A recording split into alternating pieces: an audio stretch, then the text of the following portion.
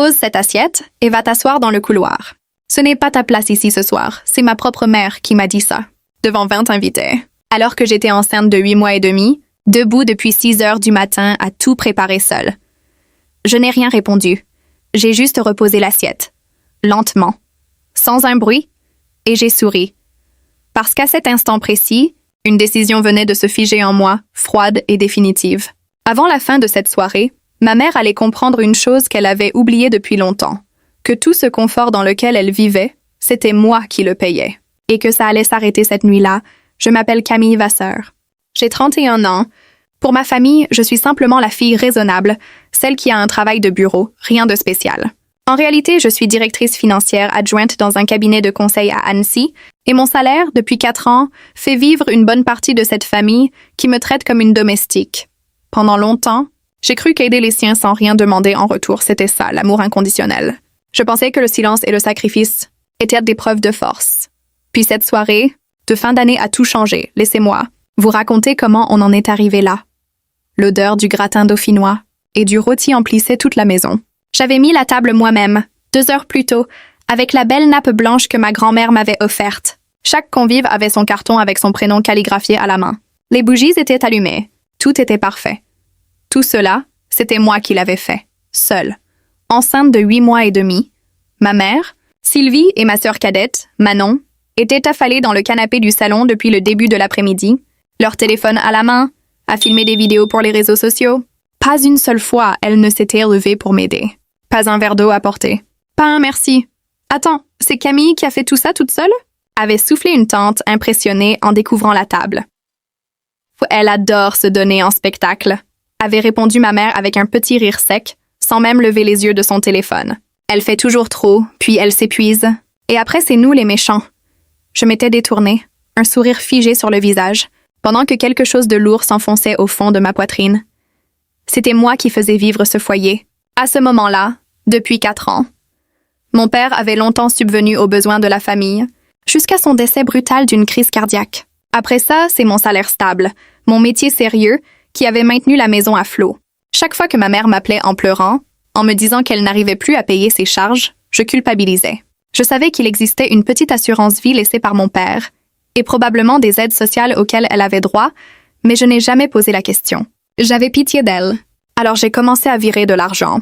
Et naturellement, ma sœur a commencé à compter sur moi aussi. Manon avait arrêté ses études de communication à 21 ans pour devenir créatrice de contenu. Elle ne faisait en réalité que publier des vidéos de maquillage qui ne dépassaient jamais les 200 vues. Mais à chaque fois qu'elle me regardait avec ses yeux larmoyants en me disant qu'elle n'avait plus un centime pour son loyer, je craquais et je payais. Même ce soir-là, rien n'avait changé. En posant les dernières fourchettes sur la table, une vague de fatigue immense m'a traversée.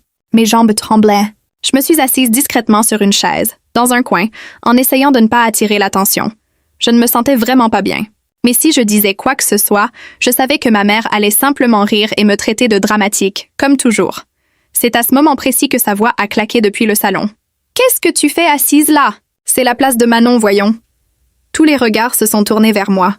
Une femme enceinte de 31 ans, réprimandée publiquement par sa propre mère, devant famille et amis. L'air est devenu glacial dans la pièce. « Maman, je faisais juste une petite pause. » J'ai murmuré. « Pas d'excuses. Lève-toi. » Et c'est là qu'elle s'est approchée. Qu'elle m'a attrapée fermement par le bras pour me tirer hors de la chaise. Une douleur vive m'a traversé l'épaule. J'ai laissé échapper un petit cri. Et c'est exactement à cet instant qu'une voix posée a résonné depuis l'entrée. « Mais enfin, qu'est-ce que tu es en train de faire, Sylvie? » Tout le monde s'est figé. Sur le pas de la porte se tenait ma grand-mère, Odette. 83 ans. Censée être trop fatiguée pour venir, d'après ma mère elle-même. Une canne à la main, elle a avancé lentement dans la pièce, et un silence stupéfait s'est abattu sur tout le monde. Sa seule présence avait changé l'atmosphère de la pièce. Crier sur une femme enceinte. Quelle honte, Sylvie. As-tu seulement la moindre idée de tout ce que ta fille sacrifie pour cette famille depuis des années? Ma mère a eu un mouvement de recul, mais elle a vite tenté de rire pour détendre l'ambiance. Oh, je la recadre juste un peu, maman. Si on la laisse faire, elle va finir par nous marcher dessus. Non, celle qui marche sur les autres ici, c'est toi. La voix d'Odette était calme, posée, mais tranchante comme une lame. Aucune place pour la pitié. La famille, ça veut dire être reconnaissant envers ceux qui vous soutiennent. Pas se servir de sa fille puis la mépriser ensuite. Ce n'est pas ça, la famille, Sylvie. Les regards des invités ont commencé à changer. Là où, quelques minutes plus tôt, on me regardait avec une indifférence presque normale, maintenant tous les yeux se tournaient vers ma mère et ma sœur. Manon a ouvert la bouche pour dire quelque chose, puis s'est ravisée, mordant sa lèvre, fixant le sol. Ma grand-mère s'est approchée de moi et a doucement tiré une chaise à côté de la mienne. Elle s'est penchée et m'a murmuré à l'oreille « Tu as assez donné, ma chérie. Maintenant, il est temps de vivre pour toi et pour ton enfant. » Les larmes me sont montées aux yeux instantanément. Je n'avais jamais rien demandé, pas une seule fois. Je pensais que si je portais ce poids en silence, les choses finiraient par s'arranger d'elles-mêmes. Mais avec ces quelques mots, ma grand-mère venait de faire fondre une glace qui s'était installée en moi depuis des années. « Merci, grand-mère », ai-je soufflé, la voix tremblante. Mais je ne me suis pas rassise tout de suite. À la place, j'ai sorti mon téléphone de ma poche et j'ai ouvert silencieusement une application bancaire. Avant de vous dire ce que j'ai fait exactement à ce moment-là, dites-moi une chose dans les commentaires. Quelle heure est-il chez vous en ce moment et de quel pays me regardez-vous? J'adore découvrir jusqu'où ces histoires voyagent à travers le monde. Et croyez-moi, ce qui va suivre va vous donner des frissons. Restez avec moi jusqu'au bout, parce que la suite ne ressemble à rien de ce que vous imaginez. Pour comprendre ce que j'ai fait ce soir-là avec mon téléphone, il faut d'abord remonter un peu en arrière. Il faut que vous compreniez d'où je venais et tout ce que j'avais enduré avant d'en arriver là. Quelques années plus tôt, ma vie ressemblait à toute autre chose. Je travaillais déjà dans le secteur financier, en plein démarrage de carrière, et j'adorais mon métier. J'avais un compagnon, Julien Lacombe, et nous parlions souvent de notre avenir ensemble. Les week-ends, on visitait des petits appartements en se disant que peut-être, ici, on allait commencer notre vie à deux. J'avais 24 ans à l'époque. Je poursuivais encore mes rêves de carrière et de famille en parallèle. Julien était mon contraire complet. Extraverti, sociable, plein de charme naturel. Il ne nous a pas fallu longtemps pour tomber profondément amoureux l'un de l'autre. Je me souviens qu'à notre tout premier rendez-vous, il m'avait dit « J'adore la façon dont tu essaies toujours de tout gérer toute seule. » À cette époque déjà, je payais la majorité des factures de ma famille, trop effrayée pour demander de l'aide à qui que ce soit d'autre. La présence tranquille de Julien ressemblait à une bouée de sauvetage. 1 an plus tard, il m'a demandé en mariage. Dans un petit restaurant italien, il a sorti une bague modeste et m'a dit simplement « Veux-tu construire une vie avec moi ?» Il n'y a eu aucune hésitation dans mon cœur à ce moment-là. J'ai dit oui, et tandis qu'il me serrait dans ses bras, je pouvais voir clairement les contours d'un avenir heureux se dessiner devant moi. Mais ma famille n'a jamais accepté cette relation. Dès le départ, ma mère s'y était opposée fermement. « Est-ce que ce garçon a la moindre chance d'avoir une vraie carrière un jour ?» répétait-elle sans cesse. Leur ingérence constante m'épuisait. Mais le vrai problème, ce n'était pas vraiment ma famille. C'était que j'avais mon propre rêve professionnel, un rêve auquel je n'étais pas encore prête à renoncer. Julien me répétait sans arrêt « Je me fiche de ce que pense ta famille. Je suis avec toi. On peut tout construire à partir de rien tous les deux. » Mais même sa gentillesse a fini par me peser, d'une manière que je n'arrivais pas à m'expliquer à l'époque. Un soir, je lui ai dit doucement « Je suis désolée.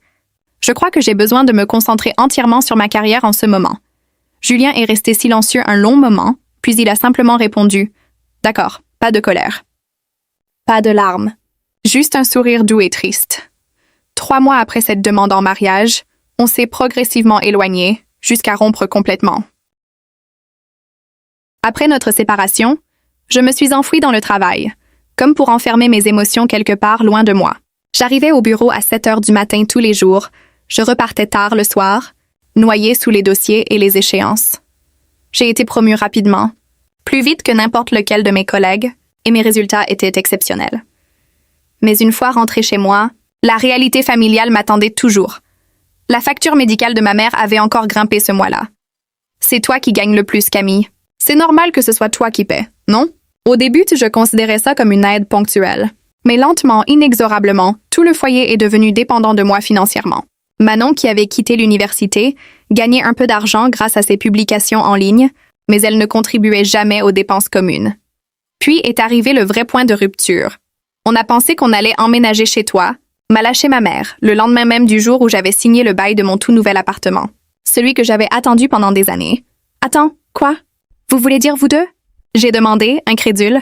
Ma mère a répondu comme si c'était la chose la plus évidente du monde. « Tu emménages dans un endroit plus grand, non? Si tu peux te le permettre, alors nous avoir avec toi ne devrait pas poser de problème. On est une famille, après tout. Et puis, tu ne vas pas élever ce bébé toute seule, si. » Quelque chose s'est brisé en moi en entendant ces mots. Avant même que je puisse répondre quoi que ce soit, Manon avait déjà sauté sur l'occasion. Génial. J'ai déjà choisi la chambre avec la mezzanine. Avant que j'aie pu ouvrir la bouche, le foyer pour lequel je m'étais tant battue était déjà en train d'être réécrit pour devenir leur nouvelle base de vie. Sans même me demander mon avis, à partir de ce jour-là, ma vie est devenue une succession ininterrompue de compromis. Faire la vaisselle après chaque repas, gérer toutes les finances communes, tout m'était systématiquement imposé, accompagné d'une seule petite phrase. « Tu es l'aîné, non? » On est reconnaissant. Mais cette gratitude était toujours superficielle. L'exploitation, elle, était bien réelle et constante. Je couvrais les frais médicaux de ma mère, ses dépenses courantes, son loyer. Sur le papier administratif, elle était enregistrée comme une personne âgée vivant seule, isolée.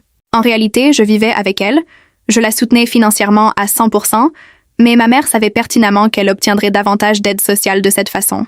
Chaque document était soigneusement classé pour maintenir cette illusion. J'étais pleinement consciente de toutes ces contradictions, et j'avais discrètement commencé à planifier ma propre échappatoire. Et puis, je suis tombée enceinte. Après l'échec de mes fiançailles avec Julien, j'avais rencontré quelqu'un brièvement, une relation qui n'a pas duré, mais qui m'a laissée avec la plus belle chose qui pouvait m'arriver, mon enfant. Et j'ai cédé, encore une fois, à la voix de ma mère qui répétait « Tu ne peux pas élever un bébé toute seule ». Je me suis laissée enchaîner à cette maison une fois de plus. Cette nuit-là, je n'ai pas réussi à fermer l'œil. Mon corps me faisait mal partout. Mais la douleur la plus forte, c'était celle dans ma poitrine. Le rire insouciant de ma sœur. Le regard froid de ma mère. À ce moment précis, j'ai compris quelque chose de douloureusement clair. Je n'étais pas vraiment considérée comme faisant partie de cette famille. J'étais juste utile. Quelques messages non lus de mon amie Élise ont illuminé mon téléphone, posé sur la table de nuit. « Comment tu tiens le coup? Appelle-moi si tu as besoin de quoi que ce soit. » Mes épaules se sont relâchées pour la première fois depuis des semaines. Et puis, j'ai senti un petit mouvement dans mon ventre. Pour cet enfant, je dois me battre. Je dois trouver un endroit où personne ne me méprisera. Cette résolution s'est installée en moi, tranquillement, mais avec une fermeté absolue. Et maintenant, revenons à cette soirée de fin d'année, à ce moment précis où j'étais assise à côté de ma grand-mère, mon téléphone à la main, en train d'ouvrir mon application bancaire en silence. C'était là, sous mes yeux, un historique complet et détaillé de 4 années de soutien financier. Les frais de subsistance de ma mère, ses factures médicales, le loyer de ma sœur, absolument tout. Plus jamais me suis-je murmuré à moi-même, en commençant à annuler chaque virement automatique programmé, un par un. À chaque message « transaction terminée » qui apparaissait sur mon écran, je sentais quelque chose se relâcher au fond de ma poitrine. Une fois que j'ai terminé, je suis allée m'asseoir sur le lit dans la chambre d'amis. « C'est fini », ai-je murmuré. Les mots avaient du mal à sortir.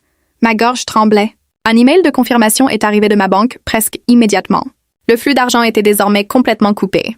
Elle ne pourrait plus jamais siphonner mes comptes. Le bruit de la fête, en bas, semblait s'estomper complètement. Ce n'était pas de la vengeance que je ressentais à ce moment-là. C'était plutôt comme une prière qui venait enfin d'être exaucée.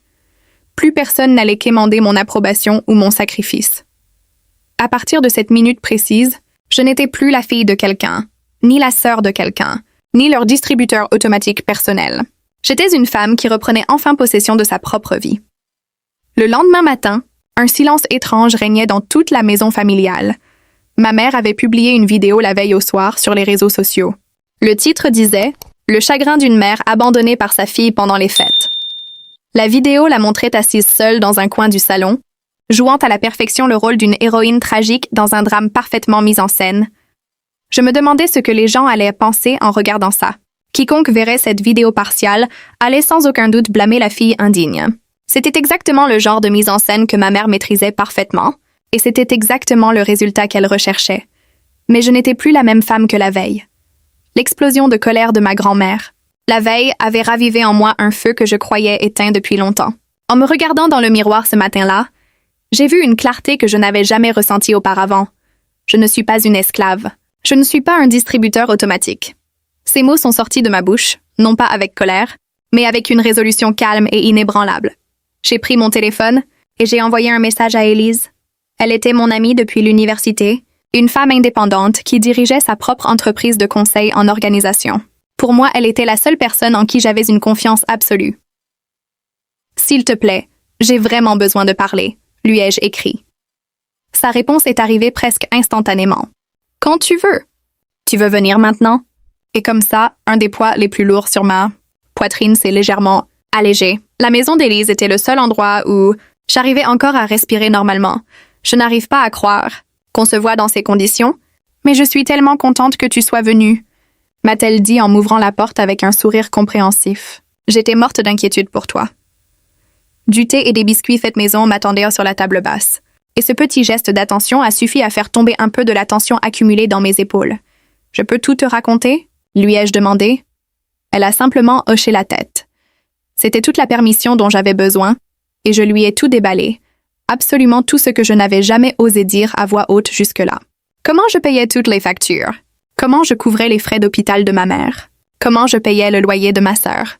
Comment elles s'appuyaient toutes les deux sur moi, exigeant tout silencieusement, sans jamais rien demander, sans jamais rien donner en retour?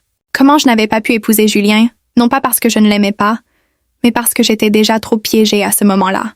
Comment le mot famille était devenu, au fil des années, une simple excuse pour justifier l'exploitation? Élise ne m'a pas interrompue une seule fois. Elle s'est contentée de me tenir la main et d'écouter. Au moment où j'ai terminé, les larmes coulaient librement sur mes joues. « Je n'ai pas tort, n'est-ce pas? » lui ai-je demandé. « Non, tu n'as absolument pas tort. En fait, je suis sidérée que tu aies tenu aussi longtemps. Tu n'es plus seule maintenant, Camille. » Ces mots se sont imprégnés en moi comme une pluie tombant enfin sur une terre desséchée depuis trop longtemps. Plus tard dans la journée, Élise m'a présenté à une de ses connaissances, une avocate spécialisée en droit de la famille et en droit financier. Ensemble, calmement, nous avons tout passé en revue, les documents, les preuves accumulées et la meilleure manière de demander la protection à laquelle j'avais droit. Ce n'est pas qu'une simple histoire de famille difficile, m'a expliqué l'avocate avec sérieux. Vous avez été exploité financièrement pendant des années. On va arranger ça, légalement et proprement. J'ai hoché la tête. Il ne s'agissait plus de vengeance à ce stade. Il s'agissait simplement de récupérer la vie que j'aurais toujours dû avoir. Cette nuit-là, allongée sur le canapé d'Élise, j'ai posé délicatement une main sur mon ventre. Je veux être le genre de mère dont mon enfant pourra être fier un jour. Cette résolution calme, mais totalement inébranlable, brûlait désormais en moi comme une flamme stable. Même après plusieurs jours passés chez Élise, mon esprit ne cessait de tourner en boucle. L'humiliation de cette soirée, les regards froids de ma mère et de ma sœur, l'effondrement progressif des fondations de toute ma vie d'avant, tout cela tourbillonnait dans mes pensées comme une véritable tempête intérieure. Je savais que j'avais fait le bon choix, mais des années entières d'abnégation ne se défont pas en une seule nuit. Quand j'ai finalement quitté la maison familiale, avec un simple sac à la main, mes jambes tremblaient légèrement. Au bas du long escalier, j'étais déjà complètement essoufflée. Je sentais mon bébé bouger à l'intérieur, comme s'il cherchait lui aussi un peu plus d'espace. « Je suis désolée, mon cœur. »« Encore un petit peu de patience, » ai-je murmuré intérieurement. Le trajet jusqu'à la gare ne m'avait jamais paru aussi interminable, et les regards des gens dans la rue me semblaient terriblement froids. Personne n'allait m'aider spontanément. Cette vérité m'a blessée profondément ce jour-là. Quand j'ai finalement sonné à la porte d'Élise, mon corps tout entier me semblait de plomb. Mais quand j'ai entendu sa voix me dire « Bienvenue », des larmes ont silencieusement coulé sur mes joues. « Je vais m'en sortir », me suis-je dit intérieurement, avec une certitude nouvelle. Quand j'ai ouvert mon ordinateur portable ce soir-là, la vidéo de ma mère était toujours en ligne, accumulant les vues. Le chagrin d'une mère abandonnée par sa fille pendant les fêtes. Elle y apparaissait, assise dans une posture parfaitement dramatique, comme une héroïne tragique sortie tout droit d'une pièce de théâtre. Je ne voulais pas déranger ma fille enceinte. Alors j'ai préféré garder mes distances, disait-elle face caméra, la voix tremblante. Même si les gens me comprennent mal, ce n'est pas grave. Je l'ai fait pour elle. Les reniflements parfaitement mis en scène, l'éclairage soigneusement choisi pour adoucir son visage, les légendes à l'écran soulignant chaque larme, tout était calculé. Un par un, les commentaires avaient commencé à affluer sous la vidéo. Si émouvant. Comment sa fille peut-elle être aussi cruelle envers sa propre mère? Si tu ne peux même pas aimer ta mère, comment peux-tu prétendre être une bonne mère toi-même? La vidéo avait rapidement dépassé les 150 000 vues. Des dons non sollicités venus de parfaits inconnus émus avaient commencé à affluer sur son compte. C'est un mensonge, me suis-je murmuré à moi-même, déterminée. J'ai ouvert fichier après fichier, d'une main parfaitement ferme, virement bancaire, preuve de paiement des factures médicales, et même des photos de ma mère en train de dîner au restaurant et de faire du shopping dans un centre commercial, exactement pendant la période où elle prétendait être en pleine convalescence. Relevé de cartes bancaires, reçu horodaté, la vérité était là. méthodiquement documentée depuis des années. Si tu veux révéler la vérité, c'est le moment, Camille, m'a dit Élise avec gravité. Tu n'es pas la fille d'une victime. C'est elle qui joue le rôle de la mère victimisée, alors qu'en réalité, c'est exactement l'inverse. J'ai hoché la tête en silence, puis j'ai posé mes mains sur le clavier, et j'ai commencé à taper avec une détermination tranquille. Tu peux le faire, Camille. Ce n'est que le début, m'a dit Élise en posant une main réconfortante sur mon épaule. J'ai baissé les yeux vers mon ventre arrondi. Pour cet enfant, je dois changer. Pas seulement en tant que future mère, mais en tant que femme à part entière. En faisant ce premier pas vers une vie nouvelle, j'ai lentement ouvert l'éditeur de publication sur mon téléphone. Jusqu'à présent, les réseaux sociaux n'avaient été rien d'autre qu'une scène pour les mensonges de ma mère. Mais pas ce soir-là. Ce soir-là, ce serait une plateforme pour la vérité. Rien que la vérité. Pas de l'émotion. Juste des faits. Ceci n'est pas une réponse à ma mère. Ceci est un témoignage de la vérité, ai-je écrit en légende de ma publication. Sous ce texte, j'ai joint des documents PDF des reçus de virement, des preuves de paiement des factures médicales et des photos des sorties de ma mère, publiées par elle-même pendant sa prétendue convalescence, y compris des reçus d'achat de cosmétiques de luxe datant de la même semaine. Pendant toute ma grossesse, j'ai soutenu financièrement ma famille d'une manière que la plupart des gens ne verront jamais. Je veux simplement que les gens sachent ce que ça représente vraiment, ai-je ajouté. En moins de 10 minutes, les commentaires ont commencé à affluer massivement sous ma propre publication. Attendez, alors quelle est la vraie histoire ici? Ces preuves sont beaucoup trop précises pour être inventées. Elle a fait tout ça enceinte de 8 mois et demi. La mère dans cette vidéo me semble complètement différente maintenant. Même des professionnels du secteur bancaire ont commencé à intervenir dans les commentaires. Ces documents sont authentiques, ça se voit immédiatement. Le format est identique à celui qu'on utilise dans mon entreprise. C'est elle qui gère le soutien financier de toute cette famille depuis des années, visiblement. On lui fait confiance, c'est évident. Le récit a basculé instantanément. Le rôle de victime soigneusement construit par ma mère a commencé à s'effilocher publiquement et bruyamment. Quand j'ai cliqué sur « Publier », j'ai expiré profondément. Quoi qu'il arrive ensuite, mon cœur était remarquablement calme. Ce n'était pas de la vengeance. C'était un pas décisif vers ma propre reconquête et vers la construction d'une vraie vie avec l'enfant que je portais. Élise est revenue avec 2 tasses de café et s'est assise juste à côté de moi. C'était impressionnant, Camille. Il n'y a aucune chance qu'elle reste silencieuse après ça. Elles n'ont même pas besoin de répondre, lui ai-je dit calmement. Ça n'a plus aucune importance pour moi désormais. Je ne reviendrai jamais en arrière. Élise a hoché la tête en silence, en me tapotant doucement l'épaule. Mon bébé a bougé doucement dans mon ventre, comme s'il me murmurait à sa manière. « Bien joué, maman. » J'ai posé une main sur mon ventre et j'ai fermé les yeux. On va commencer une vraie vie ensemble, toi et moi. Plus de contrôle, plus de peur. Cette nuit-là, les hashtags ont commencé à devenir viraux. Amour familial véritable. Et n'exploitez jamais une femme enceinte pour obtenir de la sympathie en ligne. Le lendemain, le téléphone de ma mère n'a pas arrêté de sonner toute la journée. Son hôpital a appelé pour l'informer que ses ordonnances médicales étaient désormais suspendues, faute de paiement. Le compte de la pharmacie avait été bloqué également. Même son loyer, son électricité, son gaz étaient désormais au nom d'une autre personne. Moi. J'avais consulté le bail en amont et contacté directement le gestionnaire immobilier pour résilier le contrat à la fin du mois suivant. Une fois toutes les démarches administratives finalisées, Élise m'a aidé à emménager dans un tout nouveau logement, rien qu'à moi. Quelques jours plus tard, ma mère et ma sœur ont appris la nouvelle, non pas par moi directement, mais par le gestionnaire immobilier lui-même. Pour la toute première fois de leur vie, elles ont réalisé à quel point leur situation était précaire et entièrement dépendante de moi. Elles ont essayé désespérément de me joindre. Mais à ce moment-là, j'avais déjà changé de numéro de téléphone et d'adresse email. Il n'existait plus aucune ligne directe vers moi. Confrontée à la réalité brutale de perdre son toit, ma mère a hurlé de frustration, paraît-il, selon ce que m'a raconté une tante plus tard. Ma sœur, à travers ses larmes, aurait simplement murmuré « Comment on en est arrivé là ?» Mais c'était ma réponse silencieuse à toutes ces années passées à porter une vie qui ne m'avait jamais réellement appartenu. Tout, dans leur existence, s'est arrêté net. Leurs démarches auprès des organismes locaux n'ont mené strictement nulle part. Puis, un jour, elles ont reçu un avis officiel. Tout soutien financier antérieur était définitivement résilié. Elles vivaient désormais dans la peur constante de l'opinion publique. Un extrait de cette fameuse soirée de fin d'année avait fini par refaire surface en ligne, publié par un invité présent ce soir-là.